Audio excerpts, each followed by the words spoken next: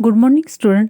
आज आपण आपल्या राज्यशास्त्र पेपर क्रमांक 4 भारतातील राजकीय प्रक्रिया मधील प्रकरण 3 ला सुरुवात करीत आहोत. आपल्या या प्रकरणाचे नाव आहे भारतातील पक्षपद्धती. यामध्ये आपण भारतातील पक्षपद्धतीचे स्वरूप आणि बदललेला आकृतिबंध म्हणजेच नमुना, त्याचबरोबर निवडक राष्ट्रीय राजकीय पक्ष, यामध्ये भारतातील राष्ट्रीय काँग्रेस पक्ष, भारतीय जनता पक्ष, कम्युनिस्ट पक्ष, त्याचबरोबर प्रादेशिक पक्षांचा उदय आणि भूमिका इत्यादी घटकांचा अभ्यास करणार आहोत. सर्वप्रथम आपण भारतीय पक्षपद्धतीचे स्वरूप आणि बदललेला आकृतिबंध म्हणजेच नमुना या घटकाचा अभ्यास करणार आहोत. आधुनिक लोकशाही राज्यात राजकीय पक्षांना अत्यंत महत्त्वाचे स्थान आहे. प्रातिनिधिक लोकशाही राज्यात राजकीय पक्षांना महत्त्वपूर्ण भूमिका पार पाडावी लागते. लोकशाही शासन पद्धतीत जनतेने निवडून दिलेल्या प्रतिनिधींमार्फत राज्यकारभार चालतो. जनतेच्या संमतीतून आणि टीकेतून लोकशाहीचा कारभार चालतो. सार्वत्रिक निवडणुकीत ज्या राजकीय पक्षाला लोकांचा पाठिंबा मिळतो तो पक्ष कायदेमंडळात बहुमत प्राप्त करतो आणि सत्ताधारी बनतो. ज्या राजकीय पक्षांना लोकांचा पाठिंबा कमी प्रमाणात मिळतो तो पक्ष विरोधी पक्ष म्हणून सत्तारूढ पक्षाच्या कार्यावर नियंत्रण ठेवतो. लोकशाही राजकीय पक्ष सत्ता स्पर्धेचा खेळ खेळतात. सत्तारूढ पक्ष लोकमताचा पाठिंबा कायम टिकवण्यासाठी अधिक जबाबदारीने आणि कार्यक्षमतेने कारभार पाहतो, तर विरोधी पक्ष लोकमताचा पाठिंबा मिळवण्यासाठी अधिक जागरूकतेने सत्तारूढ पक्षावर अंकुश ठेवण्याची भूमिका बजावित असतो. पुढील सार्वत्रिक निवडणुकात जनतेचा जास्तीत जास्त पाठिंबा मिळवून सत्तेवर येण्यासाठी तो नेहमी प्रयत्नशील असतो.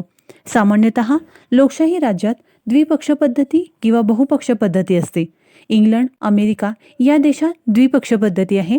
भारतात बहुपक्ष पद्धती आहे. म्हणजे भारतात बरेच राजकीय पक्ष अस्तित्वात असलेले आपणास दिसून येतात. भारतात राष्ट्रीय पातळीवरचे तसेच प्रादेशिक स्वरूपाचे विविध राजकीय पक्ष कार्य करताना आपल्याला दिसून येतात. भारतात बहुपक्ष पद्धती असली तरी सुरुवातीच्या 40 वर्षाच्या काळात काँग्रेस हा पक्ष प्रभावी व शक्तिशाली पक्ष होता. स्वातंत्र्यप्राप्तीच्या काळापासून ते पुढे 40 वर्षाचा कालखंड विचारात घेतला तर राष्ट्रीय पातळीवर काँग्रेस हा एकमेव प्रभावी सत्ताधारी पक्ष म्हणून कार्य करीत होता. 1977 ते 1980 या जनता पक्षाच्या कार्यकालाचा अपवाद सोडला तर भारतात काँग्रेस पक्ष प्रभावी, शक्तिशाली आणि सत्ताधारी पक्ष म्हणून आणि बाकीचे राजकीय पक्ष कमकुवत, दुर्बल विरोधी पक्ष म्हणून ओळखले जात होते. त्यामुळे भारतात एकपक्षीय लोकशाही पद्धती आहे अशी उपहासात्मक टीका केली जात असे. परंतु भारतीय पक्ष पद्धतीचे स्वरूप एकपक्षीय आहे असा निश्चितच निष्कर्ष काढता येणार नाही, कारण विविध घटक राज्यातील विविध पक्षांचे सध्याचे प्रभुत्व विचारात घेतले तर एकपक्षीय लोकशाही पद्धती आहे असे म्हणता येणार नाही. बिहारमध्ये जनता दल, आसाममध्ये आसाम गण परिषद, पंजाबमध्ये अकाली दल, हरियाणात लोकदल, पश्चिम बंगालमध्ये मार्क्सवादी कम्युनिस्ट पक्ष, तृणमूल काँग्रेस, आंध्रात तेलुगू देसम, तमिळनाडूत द्रुमक पक्ष, कर्नाटकात जनता पक्ष, महाराष्ट्रात शिवसेना असे राजकीय पक्ष प्रभावी व शक्तिशाली पक्ष म्हणून कार्य करीत आहेत. हे राजकीय पक्ष लोकसभा आणि राज्यसभा या गृहांमध्येही आपला काहीसा प्रभाव पाडून आहेत. डिसेंबर 1989 मध्ये 9वी सार्वत्रिक निवडणूक होऊन लोकसभेचे चित्र पूर्णपणे पालटले. 1977 प्रमाणेच या निवडणुकीत काँग्रेस पक्षाचा दारुण पराभव झाला. काँग्रेसला 193, जनता दलाला 141, भाजपला 88, मार्क्सवादी कम्युनिस्ट पक्षाला 32 तर कम्युनिस्ट पक्षाला 12 जागा मिळाल्या. कोणत्याच राजकीय पक्षाला बहुमत प्राप्त न झाल्यामुळे राष्ट्रीय आघाडीचे सरकार स्थापन झाले. या निवडणुकीत भारताच्या बहुपक्ष पद्धतीचे स्वरूप प्रकट झाले. व्ही. सिंग यांचे राष्ट्रीय मोर्चा सरकार केवळ 11 महिने टिकले. त्यानंतर काँग्रेसच्या पाठिंब्यावर चंद्रशेखर यांचे सरकार सत्तेवर आले. 1991च्या लोकसभेच्या 10व्या निवडणुकीत काँग्रेस पक्षाला काठावरचे बहुमत प्राप्त झाले. पुढे 11व्या आणि 12व्या लोकसभेच्या निवडणुकात हे चित्र पूर्णपणे बदलले. काँग्रेस, भाजप या पक्षांना बहुमत प्राप्त करता आले नाही. 1996च्या लोकसभेच्या सार्वत्रिक निवडणुकात काँग्रेस पक्षाला 140 तर भाजपला 161 जागा मिळाल्या होत्या. तसेच 1998मध्ये लोकसभेच्या सार्वत्रिक निवडणुकात भाजपला 182 तर काँग्रेसला 139 जागा प्राप्त झाल्या होत्या. बाकीच्या जागा प्रादेशिक व राष्ट्रीय पक्षांना मिळाल्या होत्या. प्रादेशिक पक्ष म्हणजेच विशिष्ट प्रदेशात ज्या पक्षाचे अस्तित्व असते त्याला आपण प्रादेशिक पक्ष म्हणता येईल. 1996च्या लोकसभेच्या निवडणुकीत लहान मोठ्या 35 व 1998च्या लोकसभेच्या निवडणुकीत 41 राजकीय पक्षांनी प्रतिनिधित्व प्राप्त केले होते. 2004 साली 14व्या लोकसभेत 30 राजकीय पक्षांनी लोकसभेत प्रतिनिधित्व प्राप्त केले होते. 2009 साली 15व्या लोकसभेत 36 राजकीय पक्षांनी प्रतिनिधित्व प्राप्त केले होते. त्यापैकी 16 राजकीय पक्षांचे पुरोगामी सरकार पंतप्रधान मनमोहन सिंग यांच्या नेतृत्वाखाली कार्यरत होते. 2014 साली झालेल्या 16व्या लोकसभेच्या निवडणुकीत भारतीय जनता पक्षाने निर्विवाद स्पष्ट बहुमत प्राप्त केले. पंतप्रधान नरेंद्र मोदी यांनी 13 राजकीय पक्षांचे राष्ट्रीय लोकशाही आघाडीचे सरकार स्थापन केले होते. 2019 साली 17व्या लोकसभेची सार्वत्रिक निवडणूक होऊन राष्ट्रीय लोकशाही आघाडीला स्पष्ट बहुमत प्राप्त झाले आहे. 17व्या लोकसभेत 36 राजकीय पक्षांनी प्रतिनिधित्व प्राप्त केलेले आहे. 17व्या लोकसभेत 4 प्रतिनिधी स्वतंत्र उमेदवार म्हणून निवडून आलेले आहेत. 2 प्रतिनिधी अँग्लो इंडियन समाजाचे प्रतिनिधी म्हणून राष्ट्रपतींकडून नियुक्त केलेले आहेत. 17व्या लोकसभेत एकूण 543 सदस्य लोकसभेचे प्रतिनिधी म्हणून निवडले गेलेले आहेत. ते सर्व प्रतिनिधी विविध राजकीय पक्षांचे आहेत. आतापर्यंत झालेल्या लोकसभेच्या सर्व निवडणुकात विशेषतः 1989 पासूनच्या सार्वत्रिक निवडणुकीपासून भारतीय राजकारणात आघाडी सरकारची पद्धती अस्तित्वात आलेली आहे. भारतीय लोकशाहीचा 70 वर्षाचा कालखंड विचारात घेतला असता भारतीय जनतेला कोणती पक्षपद्धती अभिप्रेत आहे असा प्रश्न राजकीय अभ्यासकांपुढे निर्माण होणे क्रमप्राप्त आहे. आतापर्यंत लोकसभेच्या 17 निवडणुका शांततेने सनदशीर मार्गाने पार पडलेल्या आहेत. भारतीय मतदारांनी प्रकट केलेला कौल मान्य करून संसदीय लोकशाहीची वाटचाल चालू आहे.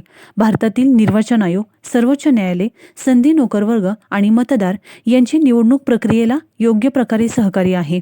भारतात 125 कोटी जनतेच्या जगातील सर्वात बलाढ्य लोकशाही देशात लोकशाहीची संसदीय शासन पद्धती सनदशीर शांततेच्या मार्गाने टिकून आहे. अर्थात ही संसदीय लोकशाही पूर्णपणे निर्दोष, पारदर्शी आहे असे आपणास म्हणता येणार नाही. कारण प्रतिनिधित्व प्राप्त करण्यासाठी उमेदवार नेहमी भल्याबुऱ्या पद्धतींचा स्वीकार करताना दिसतात.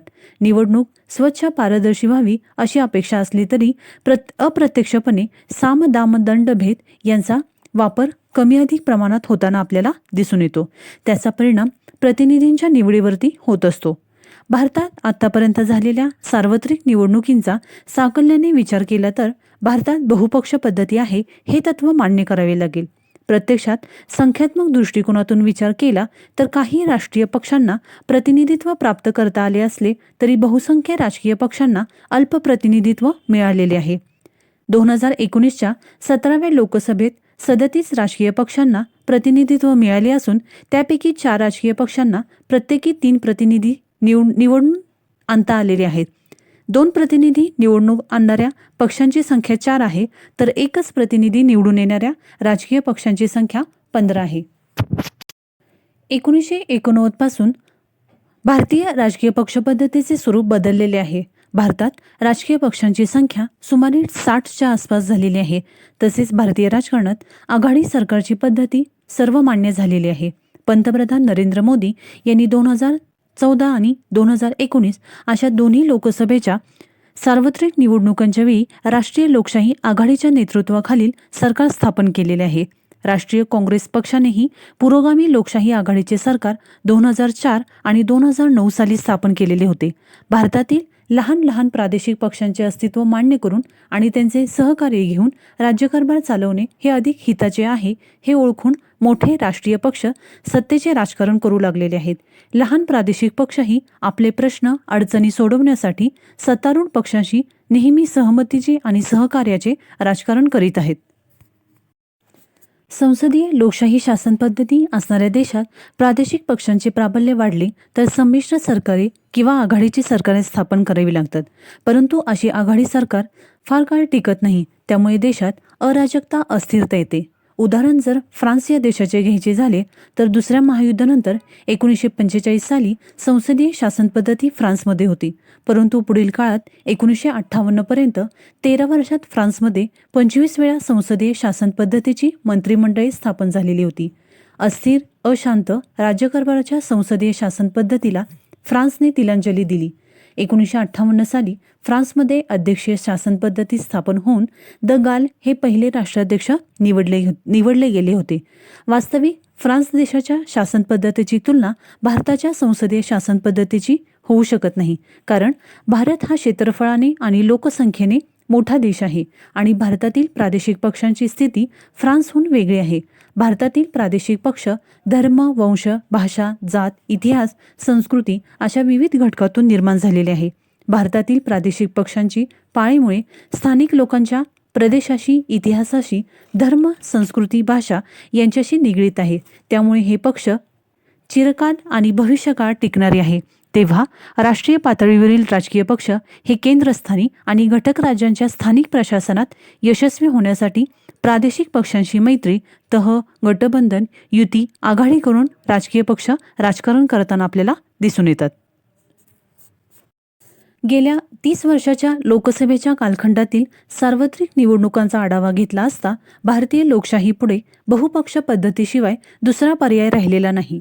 भारतात राष्ट्रीय राजकीय पक्षांची संख्या फारच अल्प आहे. भारतात 70 वर्षाच्या लोकशाहीतील सत्तारूढ पक्षांचा विचार केला तर 1977 ते 1980 हा जनता पक्षाचा 2.5 वर्षाचा काल सोडला तर 1989 पर्यंत भारतीय राजकारणात राष्ट्रीय काँग्रेस पक्ष शक्तिशाली व प्रभावी सत्ताधारी पक्ष होता. 1989 नंतरच्या भारतीय राजकारणात आघाडी सरकारची पद्धती सुरू झाली. 9व्या लोकसभेपासून ते 15व्या लोकसभेपर्यंत राष्ट्रीय काँग्रेस पक्ष आणि भारतीय जनता पक्ष यांना लोकसभेत स्वतंत्रपणे स्पष्ट बहुमत प्राप्त करता आले नाही. व्ही.पी. सिंग जनता दल, चंद्रशेखर समाजवादी जनता दल, पी.व्ही. नरसिंहराव काँग्रेस, अटल बिहारी वाजपेयी भाजप, एच.डी. देवगौडा जनता दल, इंद्रकुमार गुजराल जनता दल, पुन्हा अटल बिहारी वाजपेयी भाजप, मनमोहन सिंग काँग्रेस असे सर्व पंतप्रधान हे आघाडी संमिश्र सरकारचे नेतृत्व करीत होते.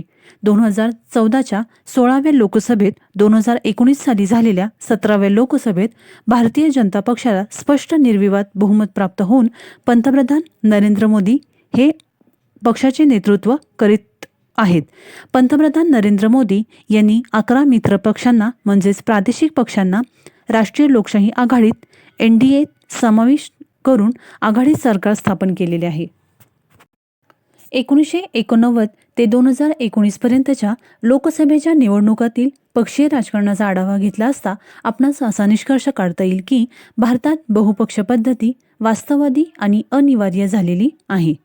यानंतर आपण पुढील व्हिडिओमध्ये भारतातील निवडक राष्ट्रीय राजकीय पक्ष म्हणजेच भारतीय राष्ट्रीय काँग्रेस, भारतीय जनता पक्ष, साम्यवादी कम्युनिस्ट पक्ष, मार्क्सवादी कम्युनिस्ट पक्ष, बहुजन समाजवादी पक्ष इत्यादी राजकीय पक्षांचा अभ्यास करणार आहोत. धन्यवाद.